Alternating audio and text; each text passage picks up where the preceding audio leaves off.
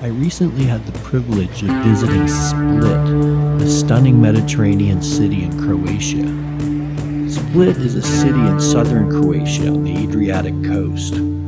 Old Split, where most people visit, is a town of about 21,000. The larger urban area is about 250,000. I'm going into Split cold. What I know I am gleaning from Wikipedia, on the fly as it were. We arrive at Split's Resnik Airport, a key transport center for the Dalmatia region. We arrive in January, the deadest of dead seasons. It has heavy tourist traffic in the summer.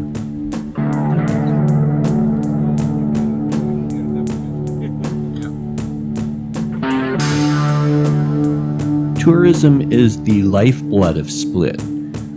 Cruise ships and European travelers descend in the summer months for the hot sun and the palm trees and the amazing beaches and nearby islands, water sports and sailing, private yachts cruising about. The port of Split, with its annual traffic of 4 million passengers, is the third busiest in the Mediterranean.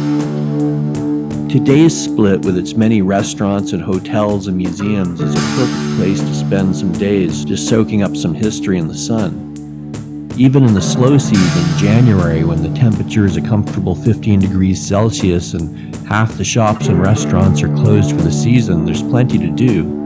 In fact, January or February might be the perfect time to visit if you want to avoid tourist crowds and tourist prices. Split's real claim to fame is probably the Emperor Diocletian, a man who left his lasting thumbprint on the world in the form of an incredible, enduring palace. His palace makes up the core of Old Split, and what's most astounding about Split is that much of this fortified palace, built in 305, still stands and people still live and work inside its walls 1,715 years later. Diocletian was born in the Roman city of Salonium. He would have called Split Asplanatum. More recently, Split has probably become better known as a place where Game of Thrones scenes were filmed and where Daenerys had her dragons imprisoned.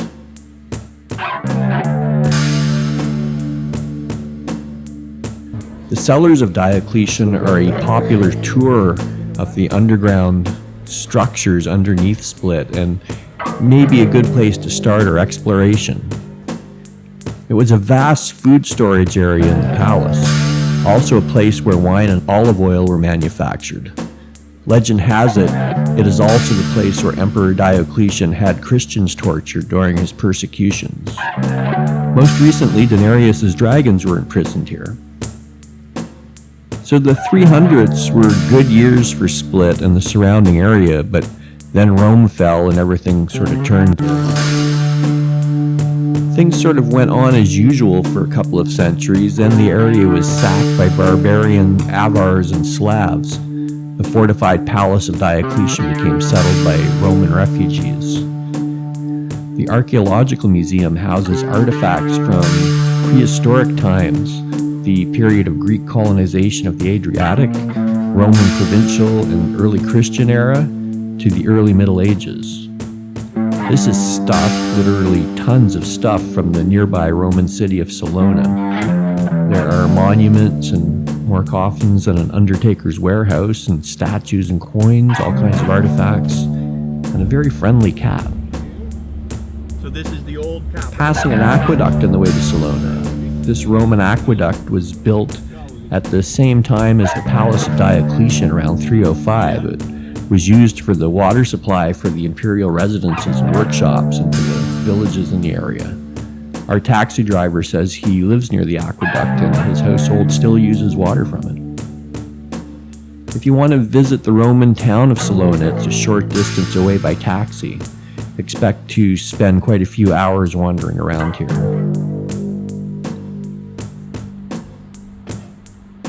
The Cathedral of St. Dominus is the landmark of Split, consecrated at the turn of the 7th century AD.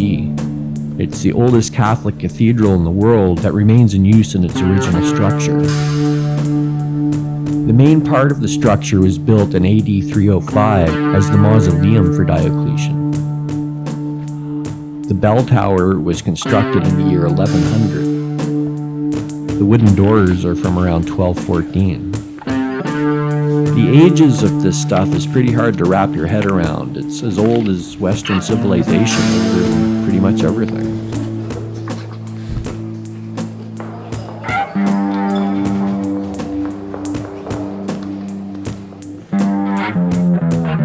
The Split City Museum is housed in the former Papalic Palace. My favorite exhibit was what they suspect is Diocletian's dinner table. He and his pals would have lounged around on sofas eating flamingo tongue and giraffe meat. The collection presents the urban, cultural, and artistic and economic heritage of the city. Another very cool day trip is to Klis, high up in the hills above Split, where they filmed some of the Game of Thrones. Fortress Klis outside of Split is where Daenerys and her dragons lived, so many tourists come to see that. Walking the streets of Split is walking through hundreds and hundreds, 1,000 or more years of construction and reconstruction by different powers. Split became a Byzantine city. In the Middle Ages, it was called Spalatro. After the collapse of Rome, for many centuries, Split enjoyed autonomy as a free city of the Dalmatian Free States. It was not directly controlled by any power. During the early modern period in the 17th and 18th centuries, Split became a Venetian city, a heavily fortified outpost surrounded by Ottoman territory. Split eventually developed into a significant port city with important trade routes to the Ottoman-held interior through the nearby Klis Pass. It changed hands between the Venetians and Turks, then the Austrians. It was a place won and lost in war negotiations over the centuries. It became part of the Kingdom of Yugoslavia after World War I. In April 1941, following the invasion of Yugoslavia by Nazi Germany, Split was occupied by Italy. The population of Split did not take to Italian rule, and Split became a center of anti-fascist sentiment in Yugoslavia. The city was bombed by both Axis and Allies during the war, causing hundreds of deaths. Partisans finally captured the city on 26 October 1944. After World War II, Split became a part of the Socialist Republic of Croatia, a sovereign republic of the Socialist Federal Republic of Yugoslavia. The city boomed during the socialist years. New factories opened and the city population tripled. Split was flooded by waves of rural migrants as the Yugoslav federal government invested in the state. Yugoslavia and its Croatian shipyards became one of the world's top nations in the shipbuilding field. Half of the people you talk to in Split were or are sailors. The city also became the largest military port in Yugoslavia. In 1991, Croatia seceded from Yugoslavia amid the Croatian War of Independence. Following the collapse of Yugoslavia, the 1990s economic recession soon followed. Today's Split seems to be doing okay and coming out of the recession. Tourism is the focus. Even in the offest of off-seasons, the restaurants that are open do a brisk business. Hardy residents and tourists huddle under heaters on patios seaside. We spent our last day in Split climbing the hill. There is a set of stairs in the back end of the town that takes you to several lookouts where you can get great panoramic views of Split and the ocean and the islands. At the top, there's a petting zoo where you can buy bags of carrots and feed them to the eager farm animals.